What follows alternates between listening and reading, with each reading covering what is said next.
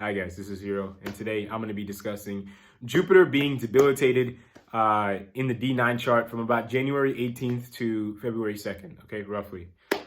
So why is this important? Well, I explained in a previous video how we shouldn't just look at things like transits from just the D1 chart like most people do, okay? This planet under this sign, blah, blah, blah. We should look at them from divisional charts, okay? Now, most divisional charts are used, or they're mostly used for just looking at isolated instances of things. Even though that's not true, but I'll just kind of not touch on that point too much in this video. But from the most general sense, the D60 and the D9 chart have the most weight as far as overall lives go, as far as planets transiting through divisional charts, okay? Now, I made another video on studying transits, planets transits through those divisional charts. So you can just watch that video if you want. Now, I'm going to be touching here Jupiter going through Capricorn in the D9, okay? So I'll get started. Why is this important? Well, Jupiter right now in the D1 chart is in Aquarius. So Jupiter just went through Sagittarius, which is its own sign. It's going through Capricorn now, which is its debilitation sign. It's going through Aquarius, which is where it is in the D1 chart. And then it's going through Pisces, which is its other sign, okay? So this is a very, very important stretch for Jupiter as a whole, these last 4 signs, okay? Or the last section of fire to water signs, okay? Because Jupiter is a planet, gives us a lot of spiritual wisdom, and that spiritual wisdom is very... there's a lot of that. There's a lot of wisdom present in that last section of the zodiac. Okay, so Jupiter on the surface, Jupiter in Aquarius. At a general sense, I made another separate video on this in detail, but at a general sense, it represents increased awareness relating to paying off karmas related with others. Okay, now as I've said, also the D1 chart shows what's happening on the surface. The D9 chart kind of shows what's happening more like a level in. Okay, it's not truly the D60 chart where it's happening all the way at a soul level, but the D9 kind of combines that, the two almost. Okay, it kind of shows what's happening from a pada level in the D1 chart. Okay, so when Jupiter was in Aquarius and it just finished being in Sagittarius in the D9. Okay, so it's in Aquarius in the D1, and when it was in Sagittarius in the D9, you could kind of have felt like, you could look at the exact dates of when it happened. It's probably about 10 days before January 18th. It was in Sagittarius in the D9. Okay, so it was probably like, okay, on the surface there was, from just a Jupiter standpoint, okay. It's important to basically connect with all the energies of the planets so that you can be able to identify which each of their influences are on yourself and everything. But so you could have felt, just from a Jupiter standpoint, if you have the intuition and consciousness to just connect with that, okay, on the surface, there was increased awareness related to karmas related to others. And kind of internally at that D9 Navamsa level, you could have felt that, okay, Jupiter's in Sagittarius, so you could have felt, okay, what am I really learning from all this, okay? Which is what Jupiter wants to do. That's its highest agenda, okay? Which is great. So you could have been very happy there, okay? It's in Aquarius, which is a sign of, being aware of all your karmas related to others, and then internally you're trying to see what you can learn from it, okay? Which is great. That's why the D9 chart is so important. Arguably even more than the D1, because it really shows how it's kind of resonating with you actually beyond that physical surface level, okay? Now, when Jupiter goes to Capricorn in the D9, so on the surface, it's still in Aquarius, which is like, okay, increased awareness to others, but now that it's moved into Capricorn, so it went straight from Multragon to debility, okay? So now it could be like, okay, I'm having increased awareness with other people, but now it's like, okay, well, what am I going to get out of this? Okay, that's kind of what Capricorn represents, and you can kind of see how, if you know the energies of Jupiter real well, how that really contradicts what Jupiter stands for. Okay, it's got that too much of that materialistic taste to it.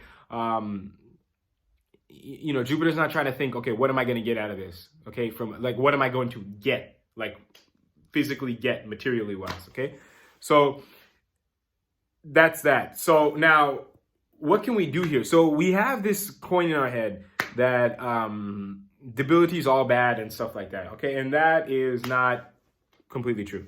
It's pending my video on analyzing debilitated and the exalted planets by themselves. But just out of general, debilitated planets are not all bad, okay, materially or spiritually, okay. And actually, the coin materially and debilitated and exalted, it mostly has to do with how things are operating at a spiritual level, okay. At a material level, whether it's debilitated or exalted, it really there's not as strong of an influence, okay? But spiritually there is. Now, as you guys know, I talk about spiritual stuff a lot. So it's like, okay, well, how can you say it's not bad if you just said that, debilitated, quote unquote, it's a little bit tougher spiritually? And I'm gonna tell you the answer why.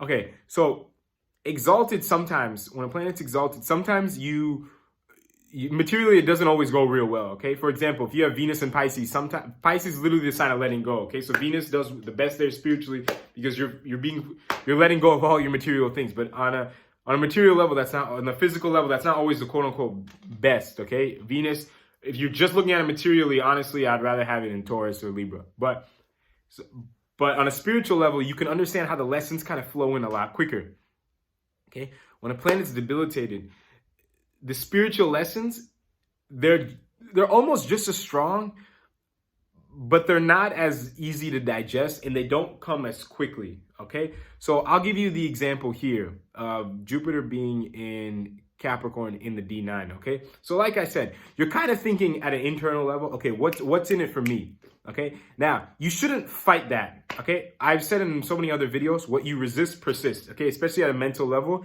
If you try to run away from something, your mind's always gonna keep chasing it.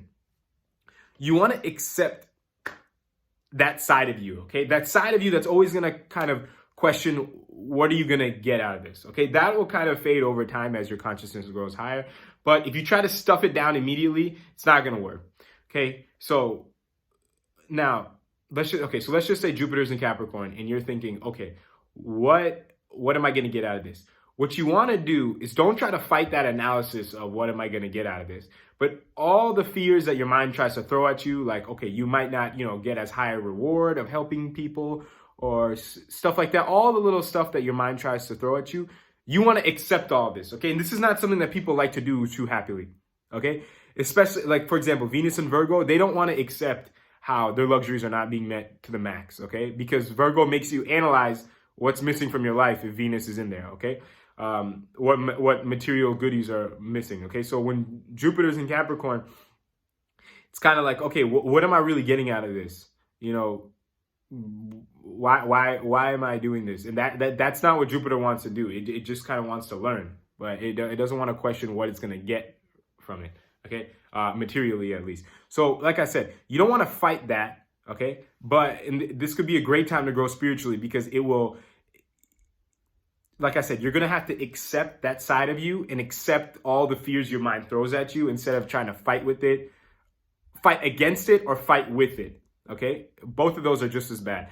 But if you can just accept it, accept that side of you and accept all the things that side of you tries to throw at you, you will be a much stronger person in the long run, okay? You'll grow just as much as if it was exalted, but like inside, you'll really increase your spiritual strength, okay? Which is why so many people that you'll see with debilitated planets and stuff like that, they're just as spiritual as people who are have a lot of exalted planets, okay? And that's because the debilitated planets, if you have the awareness, it will recognize the challenges that are being thrown at you spiritually. And if you're, like I said, if you have the awareness to know what the spiritual challenges are and go through with it and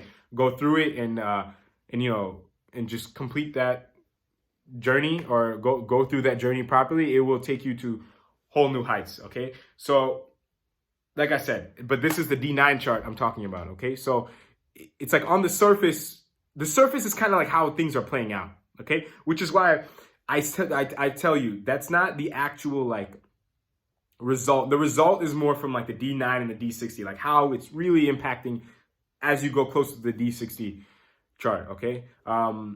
you can watch my video on D60 chart if you want to understand that, like just the levels of everything as well. So like I said, on the surface, Jupiter's in Aquarius. So the awareness is increasing on your karmas related to others. But inside, you're kind of questioning for these like 2 weeks about, what am I getting out of this? Okay. So it's great, like I said, just to kind of accept everything it throws at you, and then that side of you has grown a lot stronger, okay? Rather than you fighting with it or fighting against it. And if you do this, like I said, when Jupiter goes into Capricorn, just at a brief level, so you have to look at the story also, right? So Jupiter just went into Sagittarius. So it just kind of learned, okay, this is what I'm learning from this increased awareness. When it was in Scorpio, it's kind of like, okay, this is the intuition that I'm gaining related to this. Okay, so Scorpio, it's like when Jupiter was in Scorpio, it was like in the D9, it was like, okay, this is the intuition I was gaining. Then this is what I'm learning. Okay, this is what I'm gaining on a material level. It doesn't really like this, but it'll pass. And then it's in Aquarius in the D9 chart, which it's strong here because it's in the D1 chart in Aquarius as well, right? So now it's like, okay, on the surface, I'm increasing my awareness, but also inside, I'm really figuring out how I can really pay off these karmas as fast as possible, okay? With like really no like secondary agenda, you can say. Okay, this is truly what I'm trying to figure out. And then when it goes to Pisces at the end, it's like, okay, on the surface, I'm increasing my awareness related to others. And then I'm kind of seeing how it can kind of help me achieve moksha or detach from all this and stuff like that. Okay, and I'll challenge you to kind of see how you feel throughout this journey. Okay, also like Sagittarius and Jupiter, when it was crossing them, they already kind of passed. But as it goes into Capricorn, it'll kind of be the most pronounced. I challenge you to take a look at this. And if you kind of resonate with what I said, you can kind of see how it plays out when it's in Aquarius and Pisces, because it'll be strong there too, okay? And then also, you don't have to do this for just Jupiter. You can do this for everything. Like, for example, Venus is debilitated right now. It's going to go into Libra in the D9 chart very soon, okay? So kind of see how that change was, okay? So like I said, inside Venus, you could have felt like some stuff is missing, okay? You're not completely satisfied. When it goes into Libra, you could be a little bit more appreciative of some of those, some of that stuff that you felt missing, especially when it came to connections related to others, okay? Mars right now, it's in Aries for a little bit, okay? So kind of, and it's strong there, okay? So look at at the beginning while you're practicing, look at the planets that are kind of like in their own sign or in debility or exalted, because they're really strong. Their energies carry a lot more weight with them. So you can kind of see that how they're playing out a little bit easier, at least at the beginning while you get the hang of it. And then, when it's just kind of, those random, there's no such thing as random transits, but transits that don't have as much obvious superficial weight to them, or just obvious, those pronounced spiritual energies aren't there as much. You'll still be able to connect with them a little bit better, and be able to see how those transits through the divisional charts, or even on the D1 in general, play out with you, okay? And obviously, I can't make these kind of videos all the time. It'd be absolutely ridiculous to make a video on every single important divisional transit. But like I said, hopefully you guys can learn something from my videos, and as you study them yourself, your awareness, your ability studying the divisional chart transits will increase, especially in the D60. I might make one D60 video, maybe when Saturn crosses the sign, because that's really the only one that's even in the D60 for a decent amount of time, which is it's not that long. It's but yeah, even look at the D60 as well. You'll notice a lot of changes, and you'll notice how to deal with the energies shifting on a day-to-day basis, okay? So that's all I have for you guys in this video.